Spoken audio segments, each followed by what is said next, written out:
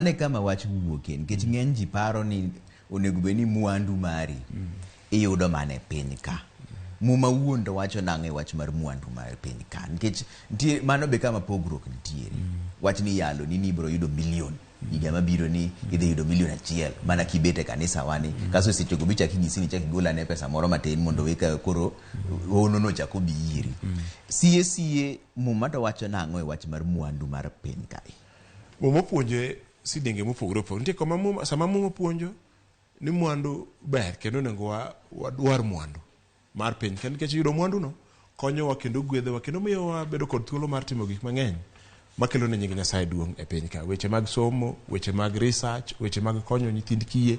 So mwandu owuon en gima ber ma onego ji olam ne Nyasaye kendo Nyasaye onego gwedhowa kod mwandu. Kisomo kowuok e ndiko machon mar the Old Testament, Deuteronomy kibiro ofulo kaka Nyasaye bro gwedhowa kendo bro nyayowa mwabed jok manigo.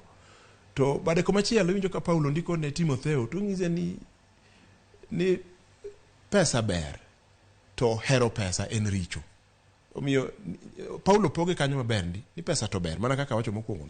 To ka koro chunywa gido mana kum hero pesa, tipo ka lao pesa kod mwandu no endo dhi to kadho kodwa kiewo, tipo kichopo era ma in koridwa ni yud gimoro amora ka okideo ni to gino lore kod yie na kaka ja Kristo lore kod gik ma ndiko mar Nyasaye puonjo koso ochomo kure. Mano omiyo ka jodolo mang'eny kawuono kata jo Kristo mang'eny kawuono oyie chorore e mibadhi modonjo mibadhi maler malew michweyo nyaka soya masamori nege nyaka ji to gin jo Kristo mondo giyud mwandu mang'eny nikech ok gidewo ni yo mane mayudo kod mwandu niendi. Omiyo onego wang'e ni mwandu ok en gik moko duto.